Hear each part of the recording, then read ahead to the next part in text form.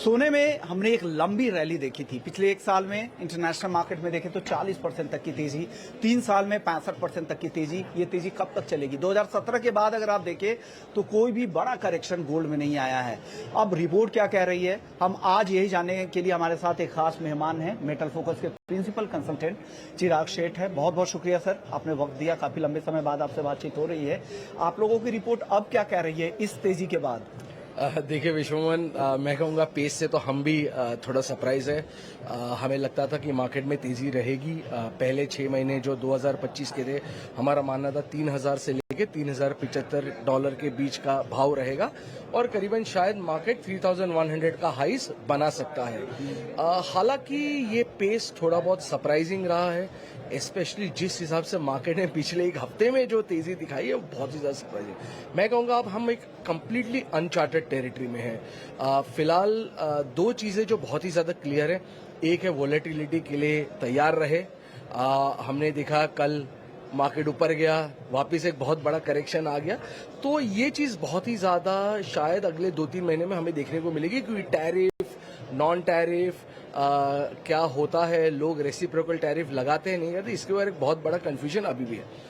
दूसरा, geopolitical level पे भी अभी भी चीजें गरमा रही है। हमने देखा डोनाल्ड ट्रंप की तरफ से ईरान पे जो स्टेटमेंट आया, तो 2 बहुत ही इंपॉर्टेंट फैक्टर्स है। मैं कहूँगा खरीदना नहीं खरीदना ये तो फिलहाल कहना बहुत मुश्किल है, बट शॉर्ट मार्केट पे फिलहाल रहना ये शायद एक बहुत बड़ा खतरनाक चीज हो सकती है। ओके, लेकिन सर एक तरफ उनके ट्रेड वॉर की जो पॉलिसी है वो वहां पर देखिए रेसिप्रोकल टैरिफ में रशिया और ईरान में राहत मिलती दिख रही है, और रूस ने भी बाकी की मेंबर्स की तरह ओपेक प्लस के की मेंबर होते हुए भी उन्होंने उत्पादन बढ़ाने का फैसला किया है। तो ऐसे मेंबर्स लग नहीं रहा कि ट्रंप के साथ उनकी बहुत बड़ी कोई दिक्कत होने वाली है। ईरान पर भी जो टैरिफ है भारत से कम है, तो इसके बाद आपको नहीं लग रहा है कि चीजें बिल्कुल अलग दिशा में जा रही है? ट्रेड की जो पॉलिसी होगी पूरी रीबैलेंस, रीसेट करना पड़ेगा पूरी दुनिया को। नहीं जी हाँ, बिल्कुल। देखिए, ईरान पे जो प्रॉब्लम है वो टैरिफ का नहीं, ईरान पे जो डोनाल्ड ट्रंप की पिछले 2 दिन में जो जियोपॉलिटिक्स के ऊपर जो आए हैं सवाल, उसकी वजह से थोड़ा बहुत हमने देखा कि मार्केट में उथल पुथल हुई। देखिए, टैरिफ्स पे अब बहुत ज्यादा चीजें शायद प्राइसिंग हो चुकी है, इसलिए हमने देखा कि जैसे टैरिफ अनाउंस हुए, हमने देखा गोल्ड ऊपर गया, उसके बाद करेक्शन में आ गया। यहाँ पे जो एक बहुत बड़ा प्रॉब्लम हो जाता है कि क्या इतने बड़े लेवल पे जो टैरिफ्स लगाए जाते हैं दूसरे देशों पे, उसका ग्लोबल इकोनॉमी पे क्या फर्क आएगा? क्योंकि देखिए 3 अब बहुत ही इंपॉर्टेंट चीजें निकल के आती है। एक है कि शायद रिसेशन के चांसेस बढ़ जाते हैं। अगर रिसेशन नहीं आता है तो भी स्टैगफ्लेशन के चांसेस बढ़ गए, क्योंकि टैरिफ हम जानते हैं इन्फ्लेशनरी नेचर होते हैं। बिल्कुल। और दूसरी बात है कि टैरिफ अगर बहुत ज्यादा लग जाता है तो ग्रोथ डैम्पनर हो जाता है, तो स्टैगफ्लेशन का इशू आता है। और तीसरे जियोपॉलिटिकल, मैं आपकी बात से बिल्कुल सहमत हूं कि जियोपॉलिटिक्स लेवल पे हमने देखा है डोनाल्ड ट्रंप बाकी सबके मुकाबले बहुत ही ज्यादा। पूछ रहा था कि उनके बयान में लग रहे थे कि वो कभी हमले कर सकते हैं, ऐसी धमकी भी देते हैं, और टैरिफ में उनकी नरमी नजर आई, तो उनकी दोहरी नीति, इसलिए मैंने ये सवाल। देखिए, डोनाल्ड ट्रंप को कोई प्रेडिक्ट नहीं कर सकता है, वो डोनाल्ड ट्रंप जानते हैं कि रोज सुबह की क्या बोलेंगे और शाम को क्या हो जाएगा। चलिए, तो बहुत ही अनसर्टेनिटी वाली बात है, लेकिन क्या लग रहा है रिस्क कितना है? देखिए, फिलहाल हमें लगता है कि शायद यहाँ से और $100 से $150 की तेजी हो सकती है मार्केट में। 3200 से $3300 के बीच में मार्केट जा सकता है, बट किसी को भी इन लेवल पे अगर ट्रेड करना है शॉर्ट टर्म के लिए, मैं सजेस्ट नहीं करूंगा किसी को भी बाइंग करने के लिए, क्योंकि अब करेक्शंस भी उतने ज्यादा वाइल्ड हो सकते हैं। अगर कोई लंबी अवधि के निवेशक है तो वो गोल्ड में जरूर SIP करे, बरकरार रहे, और गोल्ड आपको अच्छे रिटर्न दे सकता है। पर शॉर्ट टर्म ट्रेडर के लिए मैं कहूंगा फिलहाल थोड़ा बहुत 1-2 हफ्ता बच के चलना चाहिए। ओके, 1-2 हफ्ते काफी वॉलेटाइल रहने वाले हैं, इसलिए बच के रहना है। अगर शॉर्ट टर्म में किसी को ट्रेड करना हो तो किस लेवल पे खरीदारी करनी चाहिए? अगर 1 महीने का उनका नजरिया हो तो कहां पे खरीदे?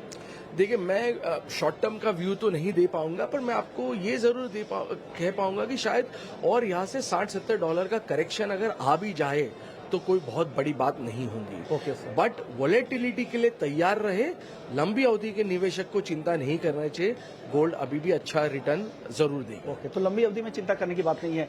करेक्शन की बात की, अगर आपको खरीदना होगा तो कब तक आप लंबी अवधि के निवेशक, आपने साफ कर दिया है कि शॉर्ट टर्म की ना आप बात नहीं करते और खुद के लिए भी लंबी अवधि के लिए गोल्ड ईटीएफ या जो भी खरीदते होंगे, बराबर। कितनी गिरावट के बाद आप अपने पोर्टफोलियो में गोल्ड को ऐड करेंगे? देखिए, मैं तो कहूंगा कि वैसे भी अगर कोई भी निवेशक है तो 10 से 15% तो गोल्ड का अपने पोर्टफोलियो में होना चाहिए, ठीक है। शायद यहाँ से $60-70 जैसे मैंने कहा करेक्शन और हो सकता है, और वो शायद एक अच्छा लेवल होगा किसी को भी एंटर करने के लिए जो एंटर नहीं कर पाया है। बट अगेन 1 ईयर का व्यू रखे। ओके, 1 साल का नजरिया रखे। क्या लग रहा है 1 साल में फिर क्या मिल जाएगा उनको? देखिए, हमारा मानना है कि शायद जून जुलाई तक ये तेजी बरकरार रहनी चाहिए। उसके बाद आपको गोल्ड साइडवेज मूवमेंट जाएगा, क्योंकि सबसे पहली बात है कि ये जो फिलहाल जो 2 महीने में हमने देखा है ये शायद लॉन्ग टर्म नहीं सस्टेनेबल है, ठीक है। ट्रम्प, हमारा मानना है कि ये जो टैरिफ्स आए हैं ये एक नेगोशिएशन टैक्टिक्स है, बिल्कुल, ठीक है। बिल्कुल सही। आपने देखा है इंडिया पे भी कमेंट्री एक रही है, टैरिफ अलग रहे, तो कहीं ट्रम्प सबको एक चांस दे रहे कि कोर्स करेक्शन आके नेगोशिएट करे, हमारे साथ टेबल पे आए बैठे। जी हाँ, बिल्कुल। सो मुझे नहीं लगता है कि शायद ये अगले 6-7 महीने तक ये कंटिन्यू रहेगा। शायद जून जुलाई तक हमें ये सारी चीजें देखने को मिल सकती है। उसके बाद मार्केट एक ब्रीदर में चले जाएगा, साइडवेज मूवमेंट होगा और फिर मार्केट में करेक्शन आना चाहिए। बट उसके पहले यहाँ से और $100 से $150 की तेजी मुझे दिखती है। ओके, किसी को पूरा इंतजार करना हो कि मुझे नहीं 1 साल तक मैं वेट करूंगा, जब पूरी तरह गिरावट आ जाए, मार्केट स्थिर हो जाए, जो भी रिस्क प्रीमियम मिल रहा है कम हो जाए, तो क्या यहाँ से बड़ी करेक्शन की भी संभावना है क्या? 2016 में जिस तरह की या 2012 में जिस तरह की गिरावट थी, 1996 वाली गिरावट या 1980 वाली गिरावट, उस तरह की भी बड़ी गिरावट की संभावना है? देखिए विश्वन, आपने शुरू में कही कि 2017-18 से एक कंटिन्यूस रैली मार्केट में रही है। हमने कोई भी मीनिंगफुल करेक्शन आते हुए नहीं देखा है। तो हमने 7-8 साल की एक कंटिन्यूस तेजी देखी। तो शायद बहुत सारे ये भी एक चीज है कि पिछले 2-3 साल में जिस हिसाब से ग्लोबल स्थिति रही वैसी भी ग्लोबल स्थिति हमने नहीं देखी। हमारा मानना है कि अगर 6 महीने में सारी चीजें करेक्ट हो जाती है तो आपको यहाँ से $600-700 के भी करेक्शंस देखने को मिल सकते हैं ऊपर के हाई से। यानी हमारा मानना है शायद आपको नेक्स्ट से $2500-2600 के भाव जरूर देखने को मिल सकते हैं अगर ग्लोबल जियोपॉलिटिकल स्थिति यहाँ से इंप्रूव हो जाए। ओके, तो जितने भी रिस्क प्रीमियम मिल रहे हैं गोल्ड को, अगर वो कम होते हैं तो $2500 से $2600 भी आपको एंट्री का मौका मिलेगा। लेकिन वो कब मिलेगा, टाइम करना किसी भी सिक्योरिटीज में बहुत मुश्किल होता है। लेकिन जो बड़ी गिरावट की चर्चा हम लगातार करते रहते हैं, वो मौका आपको मिलेगा।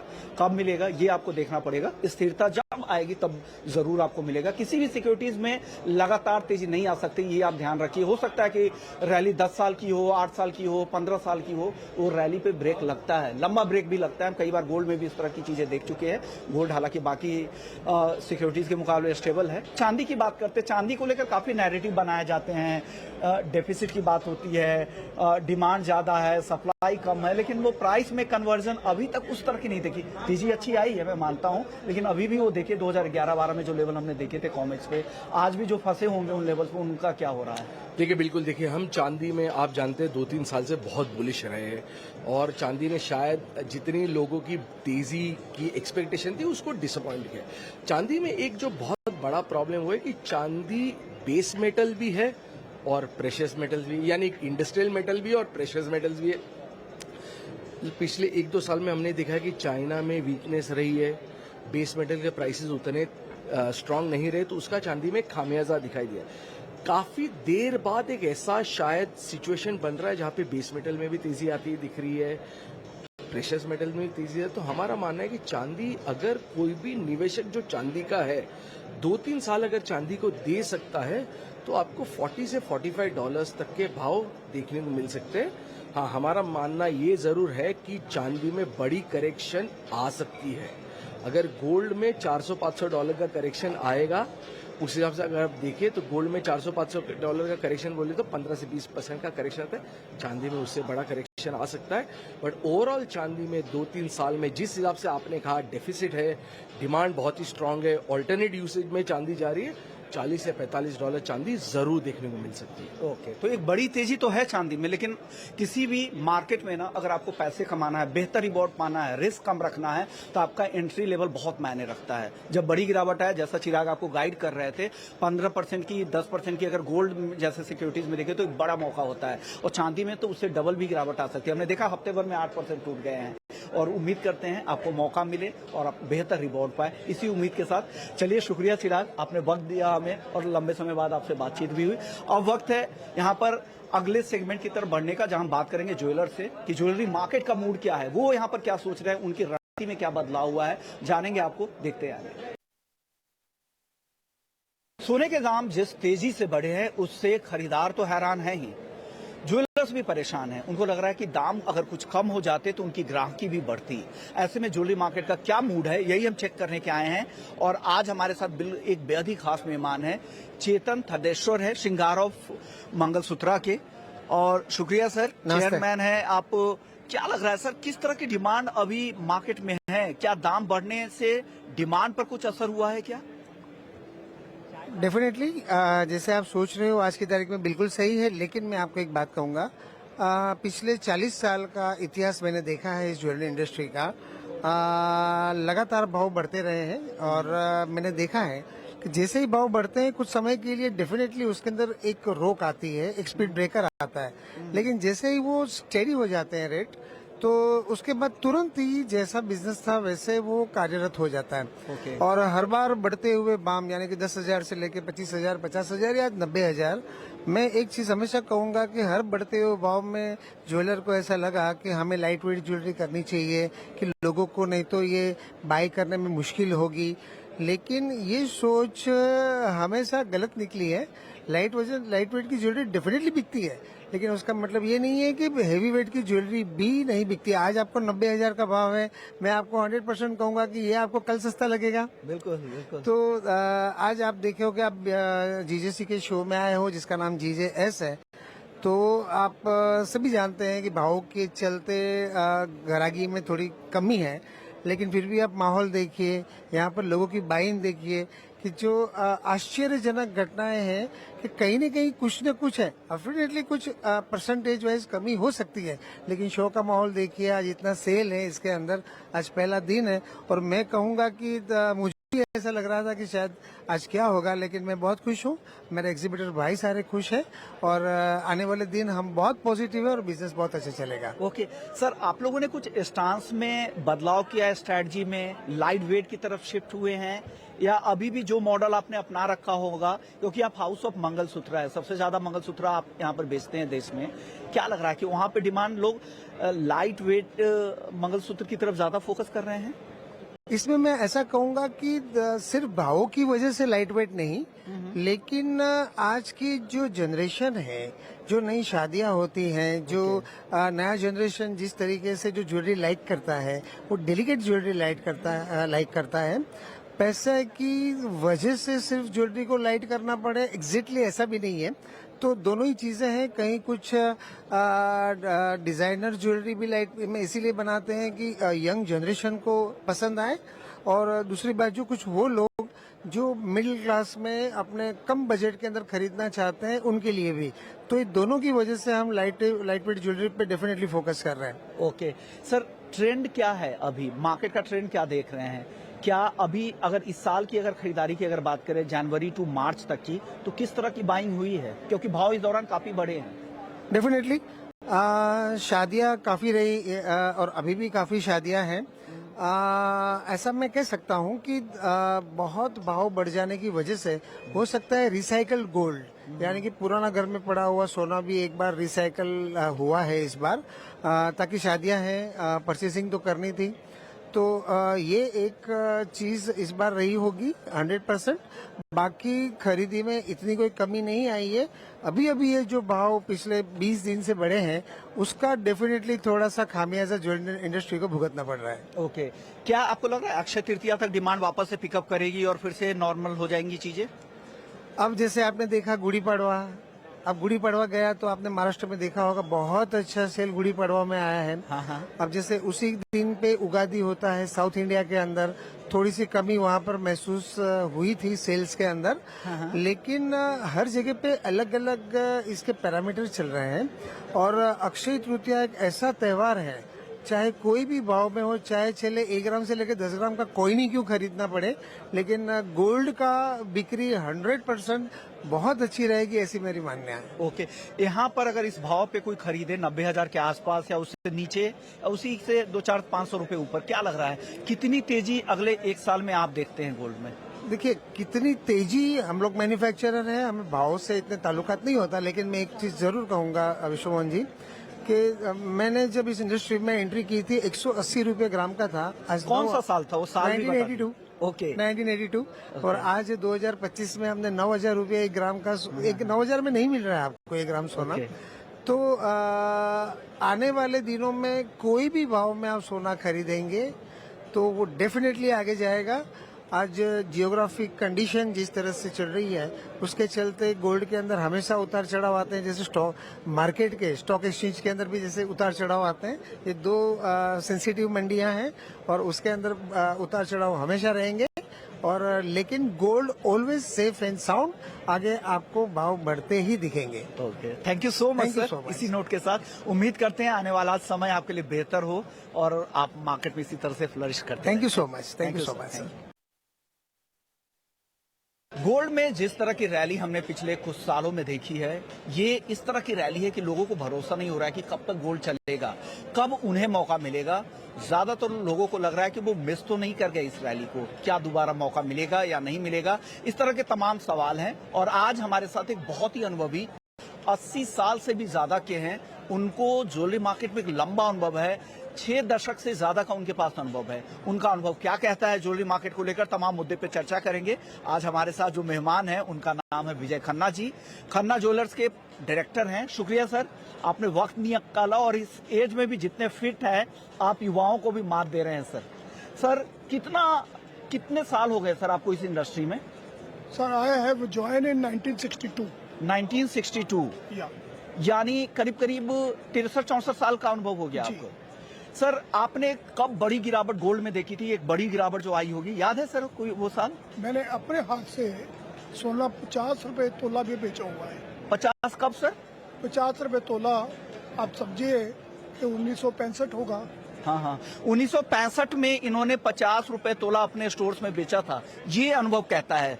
सर ये तो बात हुई भाव की, आपने सोने में गिरावट कब देखी थी? कोई ऐसा अनुभव जहां पे बड़ी गिरावट आई हो और फिर आप लोगों का रिएक्शन क्या रहा हो उस दौर में?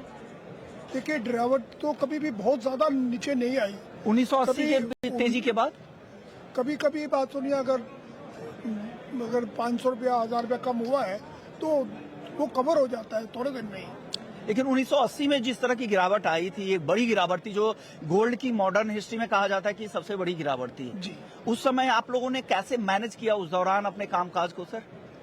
ऐसा है कि हमें अगर 2 किलो की सेल की है हाँ, तो हम उसी रेट में दोबारा 2 किलो परचेज कर लेते हैं। ओके। तो वो उसमें हमारे को गिरावट का कोई असर नहीं आता है। ओके सर, ये जो तेजी चल रही है, हम देख रहे हैं कि 2017 से करीब 8 साल से सोने में लगातार रैली चल रही है।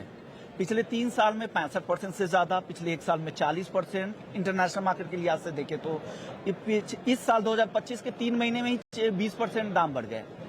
सर इतनी कीमतें अगर बढ़ जाती है ना तो ग्राहकों के पॉकेट्स भी अलाउ नहीं करते हैं, फिर ज्वेलर्स कैसे उनको खींच कर लाते हैं ग्राहकों को?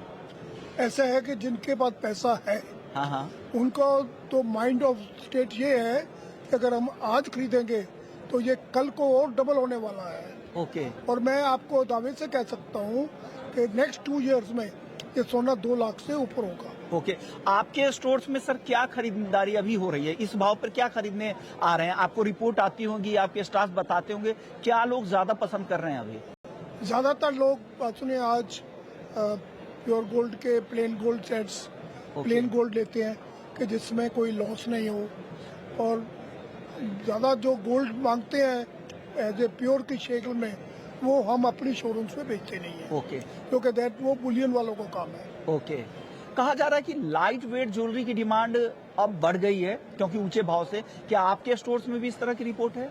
देखिए लाइट और हैवी सेट दोनों ही चलते हैं। तो जिनके यहाँ शादी है, बेटी को सेट उन्होंने सेट देना है तो वो बिल्कुल लाइट दे के अपने बदनामी नहीं करवाएंगे संबंधियों में, तो वो हमेशा अच्छा ही, और बेटी भी चाहेगी मुझे अच्छा ही सेट दिया जाए।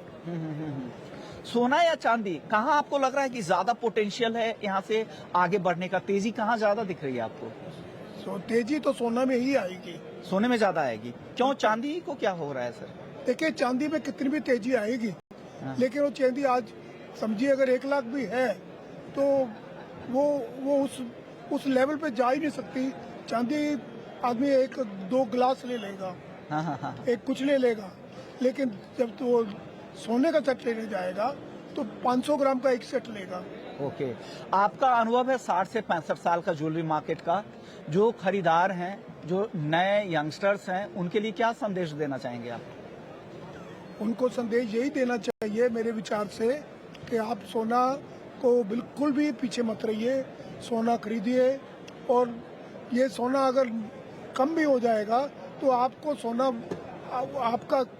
आपके पास ही है, और जब कभी बढ़ेगा इसको बेचने का मत सोचिए, इसको होल्ड कीजिए। ओके, यानी इनका कहना यही है कि हो सकता है कि सोने में गिरावट आए, जब गिरावट भी आए तब उसे बेचे नहीं, क्योंकि सोना सोना ही रहेगा और आगे इसके दाम जरूर बढ़ेंगे, और जब तेजी आएगी फिर भी आप उसे रखे रहें और नेक्स्ट जनरेशन को पास ऑन करते रहें। ये इनका मैसेज है और यंगस्टर्स आप के लिए। ये देखिए कि जब कोई प्रॉपर्टी खरीदता है हाँ। तो 4 करोड़ का एक फ्लैट खरीदा, उस टाइम उसे लगता है कि बहुत महंगा है, लेकिन आज वही फ्लैट 20 करोड़ का है।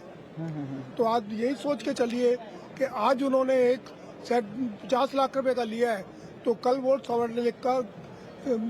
करोड़ रुपए का होने वाला है। ओके, यानी टाइम मशीन के तौर की तरह आपकी भी थॉट लेवल होनी चाहिए। आप आगे का सोचो, आपको फ्यूचर्स वहां पे देखना चाहिए। शॉर्ट टर्म में ना दिखे, 6 महीने 1 साल हो सकता है कि कुछ बड़े गिरावट दिखे, लेकिन लंबी अवधि में यहाँ से तेजी ही दिखती है। शुक्रिया सर, आपने वक्त दिया, अपने अनुभव को शेयर किया, 60-65 साल के अनुभव को आपने हमारे दर्शकों से शेयर किया। Thank you so much sir. Thank you sir.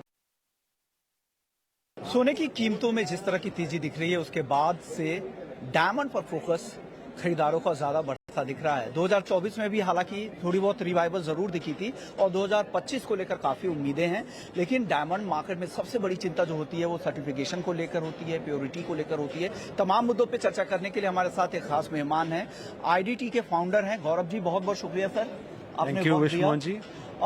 Sir, सबसे बड़ी चिंता लैब डायमंड को लेकर है, वहां पर किस तरह के सर्टिफिकेशन को देखना चाहिए जब हम लैब डायमंड खरीदने जाते हैं तो? So, I mean, differentiation between natural and lab grown is not very tough.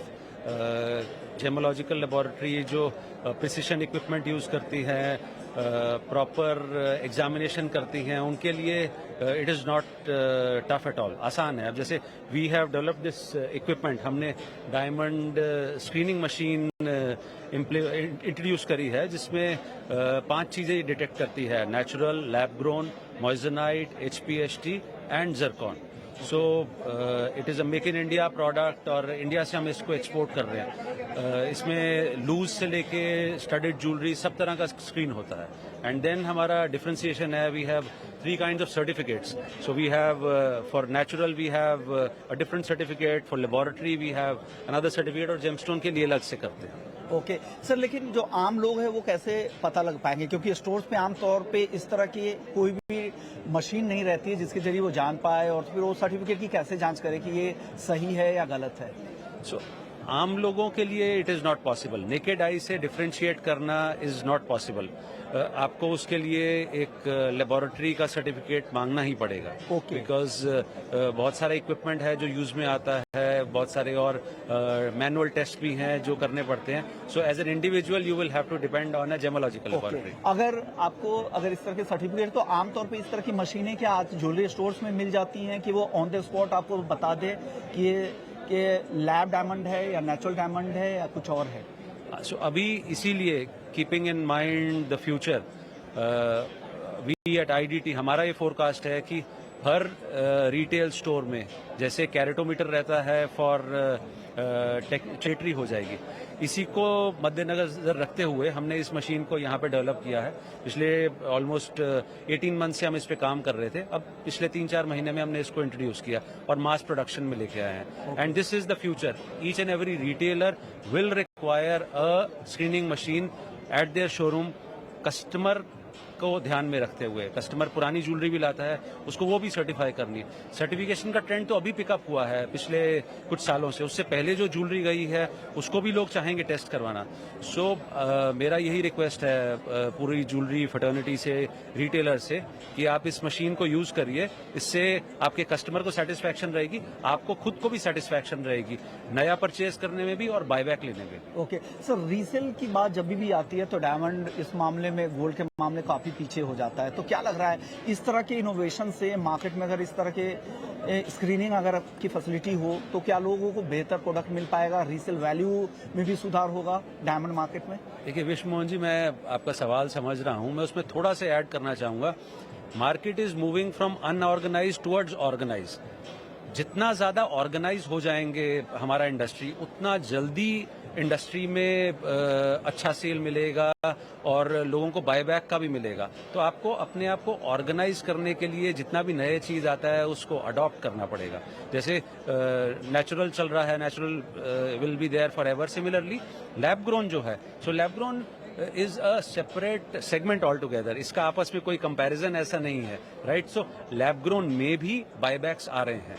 अगर आप प्रॉपर उसको सर्टिफिकेट के साथ लेते हैं तो लैब ग्रोन में भी बायबैक मिल रहा है। और कितने डिस्काउंट पे बाईबैक होता होगा लैब डायमंड? अगर कोई डेटा आपके पास होंगे, हालांकि आप ज्वेलर नहीं है तो आपके लिए आसान नहीं होगा कहना, तो भी कोई डेटा अगर आप शेयर करें।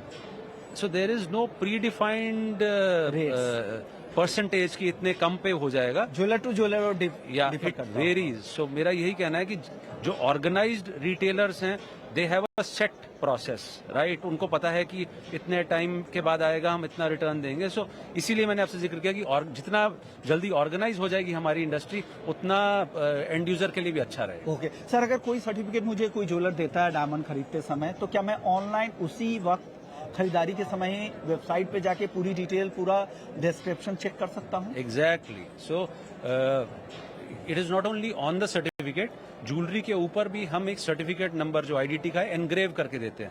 Even if you lose the certificate, तो आप ज्वेलरी का नंबर देखेंगे, आईडीटी की वेबसाइट पे जाएंगे, वहां पे सर्टिफिकेट नंबर डालेंगे एंड इजीली आपका सर्टिफिकेट का पीडीएफ वहां पे ओपन हो जाएगा।